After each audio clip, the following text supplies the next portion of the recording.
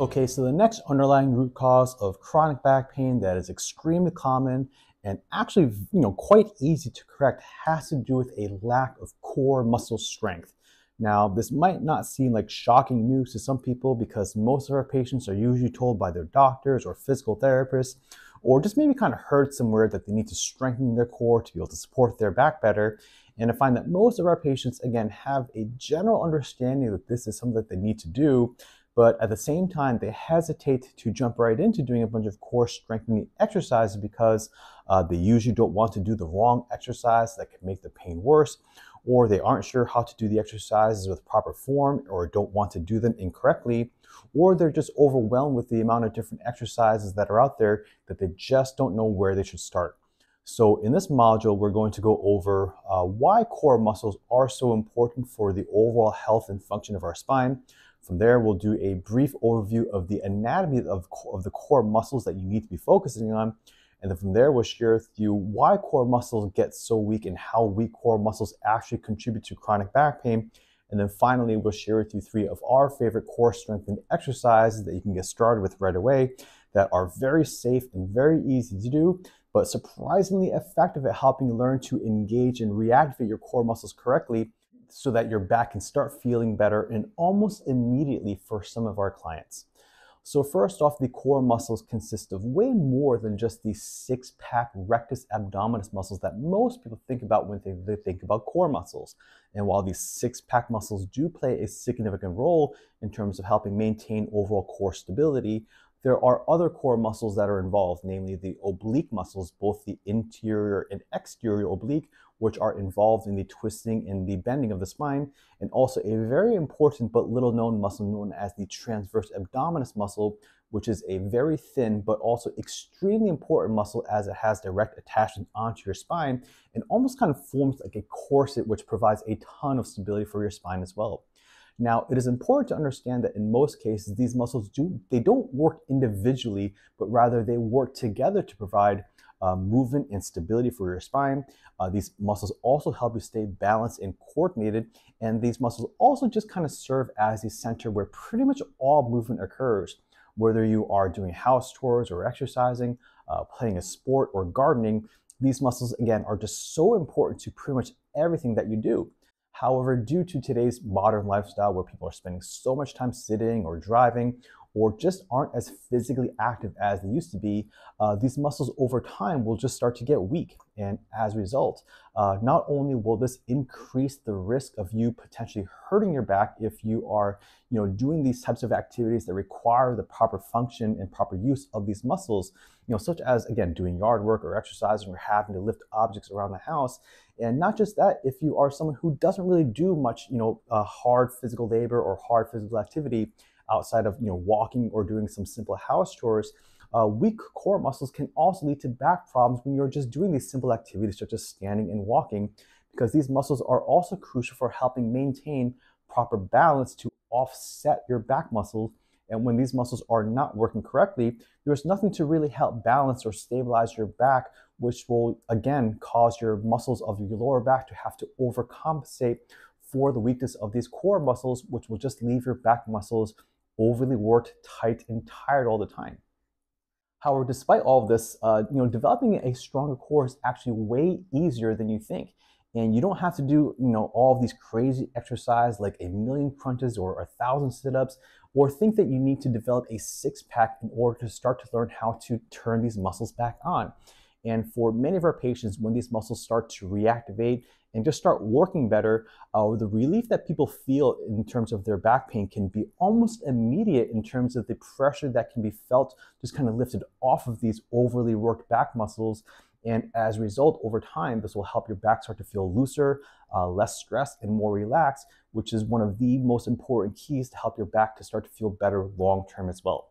So what we're going to do next is to share with you 3 of our favorite ways to help you strengthen your core. And I believe these exercises are not only the safest and easiest to perform, but when done correctly, as we're about to show you, they are shockingly effective in terms of helping you turn on and reactivate all of these core muscles, which again will help your back to start to feel better, looser, and overall much healthier over time as well. Okay, so the first exercise that we want to show you in our core strengthening module is an exercise known as the bird dog. Now, the bird dog is a very commonly prescribed exercise in a lot of physical therapy clinics, but I find that most people just have not been taught how to do this exercise correctly because when this exercise is actually done correctly, it is just one of the most effective ways that will teach you how to strengthen and engage your core that is also very safe on your back as well. Okay. So what Twee's going to do here is just have her reset. Is she's going to start by just starting on her hands and her knees, and very slowly she's going to lift her left arm and her right leg up and back. And again, the goal is to perform this exercise very slowly and also make sure that your back is staying as straight as possible as well, and that your hips are also staying even as well. Okay, you want to hold this for about 5 seconds. So 3, 2, 1, and slowly pull the arm and the opposite leg back down. And let's practice on the other side. All right. So right arm, left leg. And again, we're going nice and slow, nice and controlled, and trying to make sure that her back is staying completely straight and that her hips are staying level as well. And when you do this exercise correctly, you should feel a lot of contraction and a lot of stimulation right in your core and your abdominal muscles right here. And this is a sign that you are doing this exercise correctly. So 3, 2, 1, and come back down. All right. So I just want to show you some of the most common mistakes that people will make when they do this exercise, and just make sure that you avoid making these mistakes. And then we'll just kind of go over the proper form of technique one more time. All right. So the most common mistake that I want you to look out for, and when you do this, is when people do this and they're not engaging through the core as much as they should, their back will just start to overarch like so. All right. So if this happened to you, if we're just getting a lot of arching through your back, or if you feel your leg or your arm is going up so high, and if you aren't really focusing on what's going on through the core, then just make sure you just kind of start over and reset. And again, make sure that your hips and your back and everything is just staying as level as possible. And also just make sure that you're going as slow as possible as well, like so. Okay. So hold it there for 3, 2, 1, and bring it back down. All right, let's just demonstrate one more time on the other side. So right arm, left leg, nice and slow, nice and controlled. Keep the core tight, keep the hips level, and try to hold that position, very sturdy and very stable for 5, 4, 3, 2, 1, and slowly pull the arm and the opposite leg back down. All right. All right, so that is it for the bird dog exercise. We recommend trying to perform 5 repetitions on each side, and just be sure to keep that back straight and try to keep your core muscles engaged the entire time as well. Okay, so this next exercise that we're going to show you is an exercise known as the dead bug. Now, the dead bug is my personal favorite exercise to help you build core strength and stability, and also the favorite exercise for so many of our clients as well, just because of how effective this exercise is in terms of getting you to really be able to feel your core and your abdominal muscles working. But again, as we have emphasized, this exercise, when done correctly, is also very safe and very easy to do for your back. But again, it's just so effective in terms of helping you learn how to turn on and engage the right kind of core muscles as well. All right. So go ahead and reset. All right, so what Twee's going to do is she's going to start by laying on her back with her knees up and her arms up at a 90-degree angle. And this is called the dead bug because this is kind of what a bug looks like when it's kind of laying on its back with its arms and legs up in the air. So that's where the name of the exercise comes from. Right now, the most important part about this exercise is that you want to learn how to keep your back completely flat and flush into the mat at all times. All right. Now, when you do this, this is going to demand a lot of engagement of your abdominal muscles. So if you start to feel your core muscles activate, or if you start to feel your core muscles shaking by just performing this action, then that is what we want. And that is how you know you're doing this exercise correctly. All right. Now, while keeping your back, again, flush against the floor the entire time, we're going to start with the level 1 version of this exercise, which involves you just lowering down one arm at a time like so. All right, so Twee here is just kind of very slowly lifting her left arm down and very slowly pulling her arm back up. And then she's going to do her right arm. And again, the most important part about this is to make sure that your back is staying flush against the floor the entire time.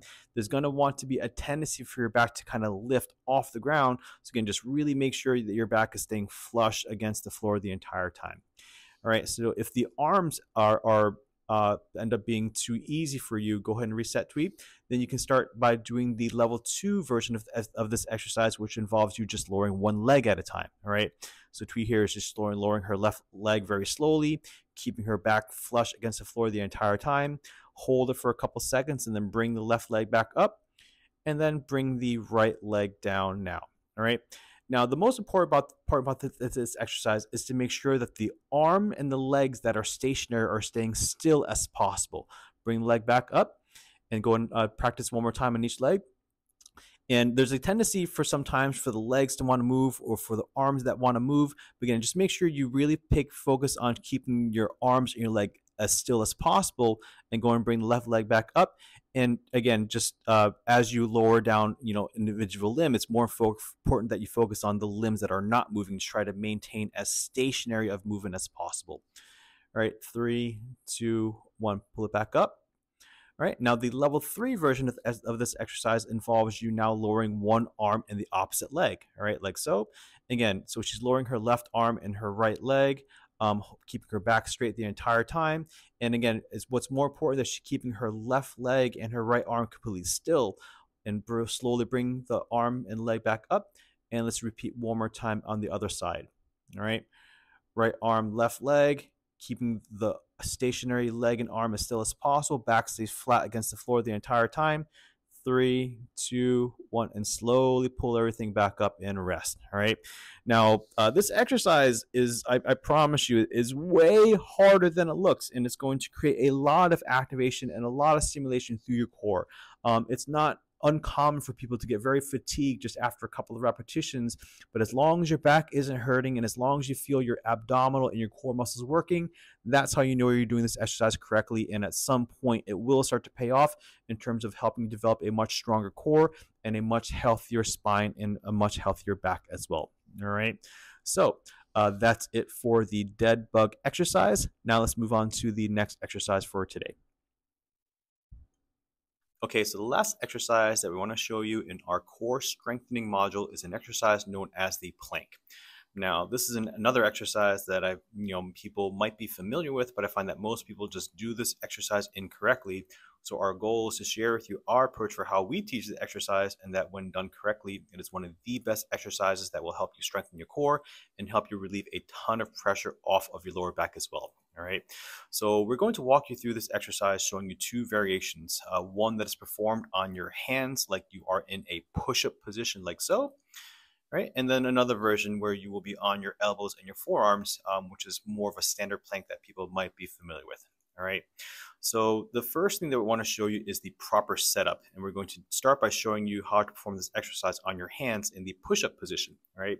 So what Tweety is going to do first is to get her body into the correct position and alignment. And this is going to involve her trying to get her hips and her back and her shoulders all into one nice straight line. What we don't want you to do is to sag your hips, or that your back will start to kind of want to arch like so. This is not good. This is going to cause a ton of pressure on your back. Is one of the most common mistakes that people make when they do this exercise. So let's just get back into the proper alignment here. So from here, what we want to focus on is for you to create a ton of muscle activation first through your glutes and then through your core and through your abdominal muscles. So what Tweety is going to do here is she's going to first start to squeeze her glutes as tight as she can, and then followed by performing a mini crunch of her abdominal muscles, followed then by gripping her fingertips into the floor as hard as she can. And again, the goal of this is to create a ton of muscle activation through the core, which is going to be much more than just a standard plank. All right, so go ahead and take a break. All right, and let's just practice it a couple more times. All right, so let's get into another plank. So again, first getting to nice proper alignment, hips, back, and core. Great. Make sure that the back is staying straight. Now she's going to tense her and squeeze her glutes as tight as you can. And then she's going to perform a mini crunch of her abdominal muscles, followed by squeezing her fingertips into the ground. And again, you can see here her core muscles might actually start to shake like crazy. They might feel a lot of shaking, a lot of quivering through your abdominals. And this is how you're doing this exercise correctly. All right. And we only want to hold this for about 10 seconds at a time. And I find that when people do this exercise, sometimes for 30 seconds or up to a minute, they do so with poor form and poor mechanics, which is why your back will start to hurt. However, if you hold this exercise for shorter durations, you will get much more activation through your core, and it's going to be way safer on your back as well. So let's just show it to you one more time, this time on your forearms and your elbows. All right, just to show you an alternative in case you have some hand issues or shoulder issues, that this is a nice alternative for you as well. So nice position with good alignment of hips, back, and core. Now squeeze your glutes as tight as you can. Crunch down your abdominals and then push your hands into the floor. And we're going to hold it for 10 seconds. So 5, 4, 3, 2, 1. All right, that is perfect. All right, so that is it for our version of the plank exercise. Again, one of our favorite ways to help you strengthen your core that is also very safe on your back when done correctly as well.